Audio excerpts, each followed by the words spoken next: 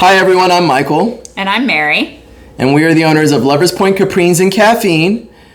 Last time we did a video just kind of about us, and we gave you a little sneak peek about what's in this box, or the opening that we're going to be doing for this box. So Mary's going to open up the box and we're going to go ahead and do our unboxing for you. This is something I've been waiting for a long time.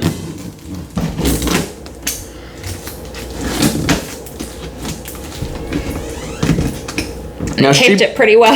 They did tape it pretty well. It's heavy, I'll tell you that. She bought it for me as a Father's Day gift. It was a big surprise, but she actually gave it to me early because she couldn't wait. But then we let it sit here for a while so we can prepare to do an unboxing for you. There we go. Okay.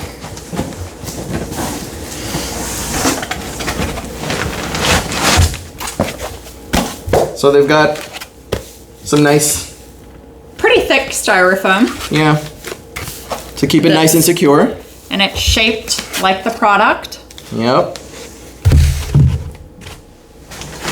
Extra little protection on the side, which I'm glad they're doing.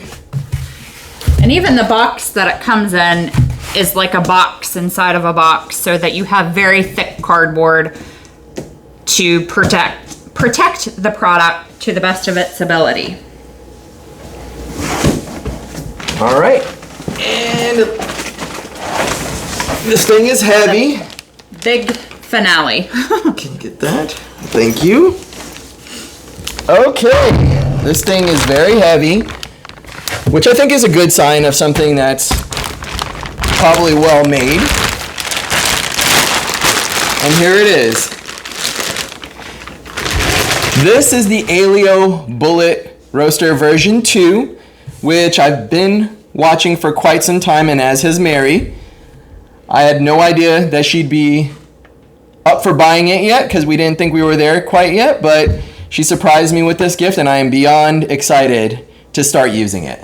And if you do want one of these, you certainly need to pre-order it. Only a few sites actually bring it into the US. The product is made in... Is it Italy? No, the box says made in Taiwan. Ah, yeah. So it's made in Taiwan, and 2 companies can sell it. They've contracted with 2 separate companies in the US, one being Sweet Maria's and the second one being Bullet Coffee, I believe. Or no, not Bullet. We'll get back to you on that. There will be a link at the bottom of the video for that. But it looks like it's mostly put together. There's really not too much to it. This is what was starting to fall out when we were unpackaging it, but this is a nice bag. Carrying case. It is. It's heavy too, so there's got to be some nice products in here. Okay, so it looks like we've got some sort of tools. Probably maintenance tools, I'm guessing. We'll see. Some sort of... Well, this will probably help. A quick start guide. What's in the box and where does it go? It looks like ours got a little bit messed up in the shipping, but that appears to be the cooling box filter. Okay. Cooling box filter. Which this little piece, or not rather little, but piece, and here is the cooling box. Yep. You have a stainless steel basket that the beans can go into, and they actually have, that's a second filter, so they already have one in here. You have your fan back here, your filter here. You put that on there with it plugged in. Yep.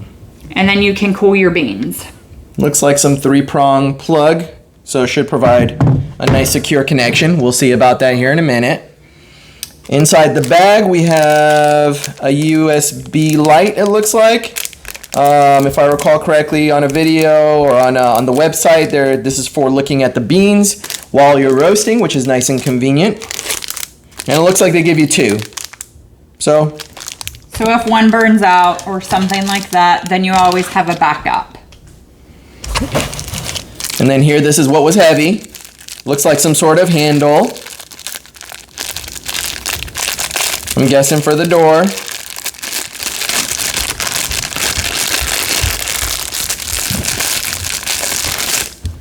Yep, matches the look of the Aillio.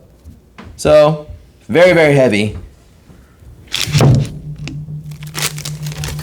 And then, okay, looks like another handle for the peek through to see what the beans are looking like if you're wanting to test and see if they're ready. So we'll put that together here in a little bit. And it's got a couple of screws and a spacer and a set screw. Spacer and a set screw. Okay. Oh. Was that it? No. Looks like a couple more spacers. So we'll see what that's for. A little USB charger, probably to plug into your computer. Yes, that's right, because it must be what that is, because you have to use Roast Time, which is a software we'll show you later on when we do some roastings, that kind of controls the, gives you graphs and charts and things of that nature. So we'll talk about that later. And that being said, this roaster does require a computer to run. You cannot run this roaster without the operation of the software, which helps you to maintain and control the temperatures and everything and the roast time for the beans. Yep. Looks like some sort of cap, lid. It says the bean chute plug. So it would go here. That's the bean chute. All right. And we got a couple more things here. And this is the funnel okay. that goes over there. All right, and it's got some sort of beveled bottom portion, so I'm guessing it has to go on in a very specific way. Okay, well that's nice because it only goes on smoothly one way. And then you have very even level funnel. And it says to only use the funnel when you're loading the beans and to replace the chute plug while roasting, preheating, and cooling. And that'll prevent any heat from escaping, any dust or other particles getting down into the drum and tainting your beans or messing with your roast. Yep. So this will stay on there. Okay, so let's put some things together. It doesn't look like there's much. Power cord. Oh yeah. Can't do much without that. Pretty simple 3-prong power cord. Simple but nice and heavy duty.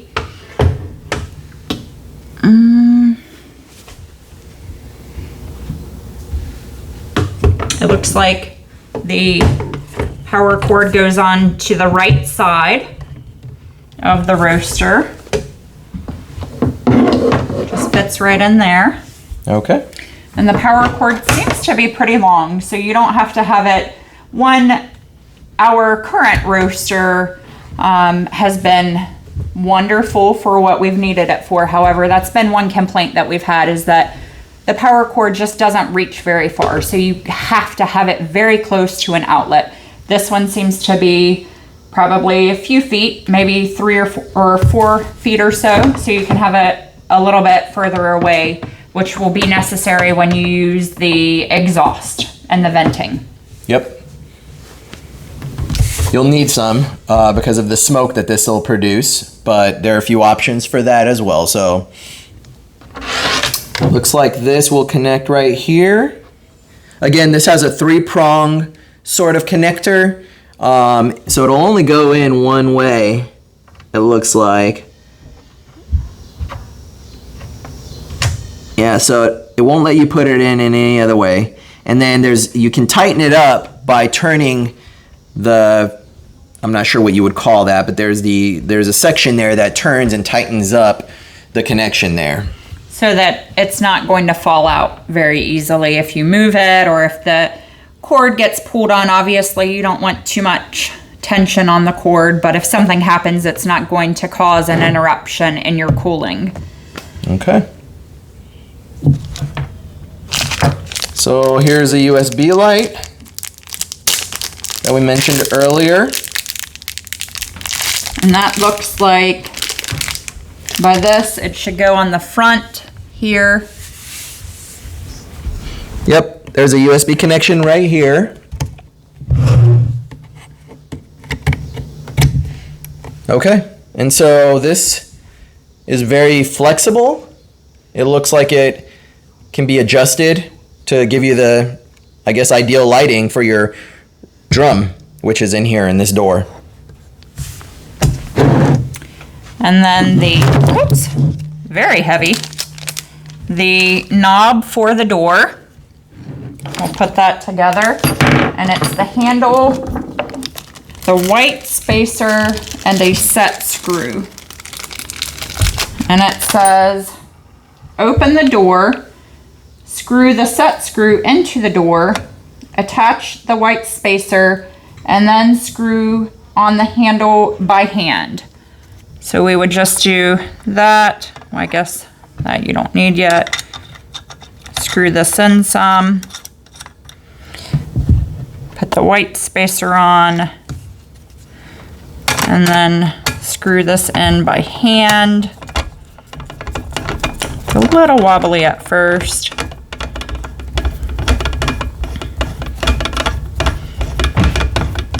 Get it nice and tight, not too tight.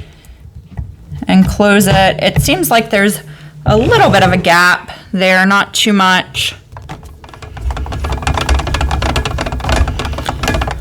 Michael, weren't you saying yes. that there is a thing that I saw on the website which states that you want to be careful how far you put that screw in there, because if it comes out the other side, it can actually damage the drum. So you want it to be flush with the back side of this door. So that's something to keep in mind, because it will allow you to put the screw far enough that it will come out the other side, and you definitely don't want that to scratch up your drum. Or to let heat escape. So while this is our first time unboxing, we have watched videos so that we have an idea as to what to do. So maybe we screw this in a little bit into the handle first. Do it kind of backwards from the instructions.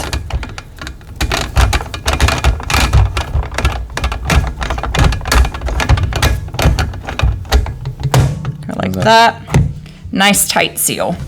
And it's very heavy, so this door is not going to open unless you're actually physically trying to get it open. Okay. Now there are these pieces. That's for the peek, the little sneak peek. Same sort of system where you have a set screw that screws into each side.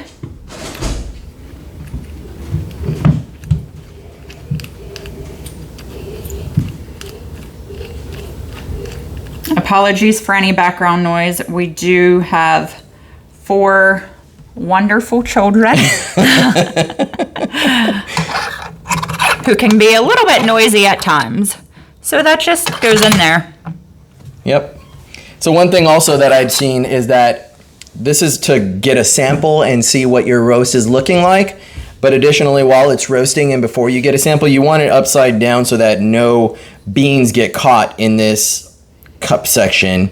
So there is a bevel down at the bottom so that you can put it in and it fits nicely upside down, as well as to get your sample. So then I believe you should be able, you have it upside down. You don't pull it out all the way. You just pull it out a little and then turn it, go like that, and then you can pull it out all the way, pull it out just a little bit so you can see the bean and put it back in. My guess is you probably even want to put it back in upside down so that those beans that are in there can go back into the drum and you don't have half roasted beans. I'm thinking that may be the case, and that's probably what will help with this light too. I'm sure the light will help with seeing how nicely the beans are done. And then what we've got left here is the cord that connects to the computer.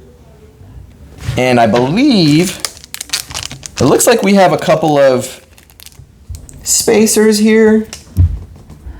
It says there are 3 shims. There are actually 2 in here. I'm not sure what they're for. It doesn't really tell you what these are for. That may be something that we get into as we start to roast. We can go in. We aren't going to plug this in and start it yet, but we will go through the next process, which is checking the drum. Michael, if you want to go ahead and do that as I'm reading. So it says to place your roaster on a flat level surface away from any flammable objects, which we've done. We don't even have it plugged in, so we don't have to be concerned about flammable objects. The drum is pushed forward into the correct position by a spring in the back. Sometimes during shipping, the drum may lock itself in the back position. To ensure that the drum is in the correct position, reach inside the drum with your hand and try to pull the drum forward or toward you. It's not moving, so it must be in its correct position. By the way, now is the perfect time to read our guide to getting started. You can find it at www.aillio.com/getting-started. So we'll do more videos on that. One thing I did want to mention while I was trying to open this door here is that these handles get in the way of each other. So you can't really open this with the handles in the places that they are. So really you're going to have to remove this when you're trying to unload your beans once they're done, to put them in the cooling tray like so.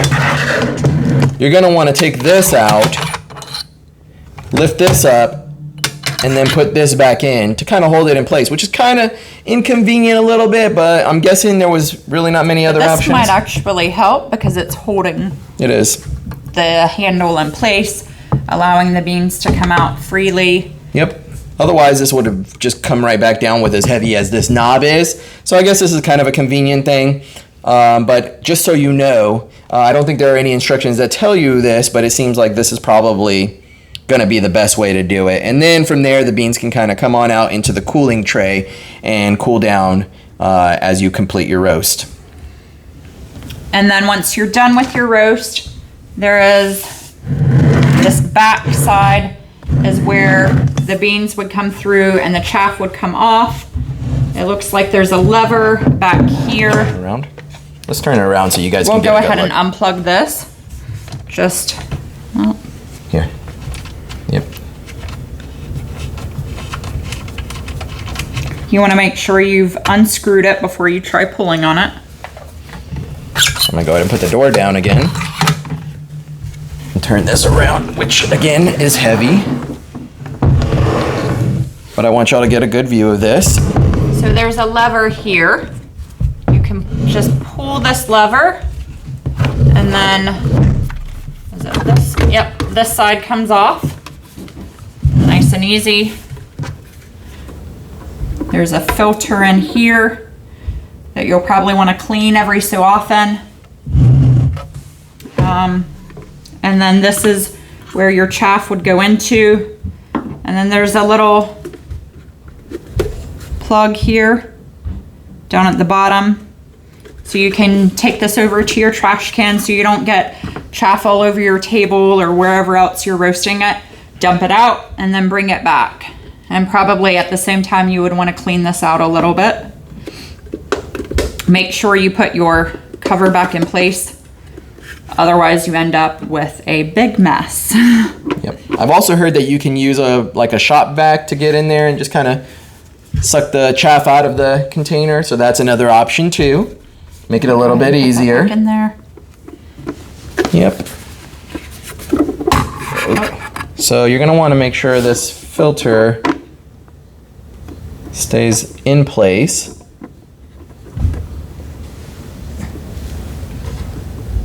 And they're a little knobs here, I suppose you call them, that fit in a specific way on this side. So that makes it easy to put it back together. I think maybe you have to pull the lever. Yep. If you pull the lever out and then push this in, it'll lock back into place, and the lever will go back in, which will seal or lock the backside into place. And again, we didn't really go through the screen too much because we don't have it plugged in. That will go into more detail, but we can just go over the very basics on what's on the screen. Yep, up top here it says bean temperature. Then we've got the temperature, I'm guessing, of the drum. The drum temperature. Yep, it says drum temperature right there. There's a PRS button, which I'm not 100% sure what that means yet, but we'll find out soon. Maybe a preset. Could be. It does have fan speed next to it here, so I'm guessing that's what this plus or minus is here, is to change the fan speed. And then this side here, it's got a plus minus for heat cool, so I'm guessing that's how you change the temperature. And then a F1 and F2, which seems like it might be some sort of preset that you can maybe manually adjust. I'm not sure, but we'll figure that part out as we learn more about our roaster. Again, it does need to be connected to a computer. You'll see us do that on another video when we do some actual roasting. Super excited about this thing. I've heard amazing things about this roaster. I've heard it does a great job. I expect that our roasting profiles and skills will grow rapidly with this, and this roasts, what is it, 2.2 kilograms. 2.2 pounds, actually. 2.2 pounds. 1 kilogram, yep. Per roast. A roast. And you don't have to, our previous roaster, you needed to give it a break to let it cool down. This roaster, you don't need to give it any sort of cool down period. It is definitely built to withstand multiple roasts back to back and pretty heavy use. Although that does actually bring up a great point, because I did recall reading that the warranty that comes with this makes sure that, or they tell you that you have to use it less than 100 kilograms per month, which is still quite a bit of roasting that you can do on it, but you can go beyond that. It's just that it may void the warranty. So I'll tell you more about that later, but that is something to keep in mind as well. So if you're running a business of some sort and you're wanting to use this for a great deal of roasting, you may want to consider that as a possible limitation. But I understand you don't have to stay within that. It's just for warranty purposes. But it's a beautiful roaster, and we'll give you more info as we learn about it. Thank you. Yeah.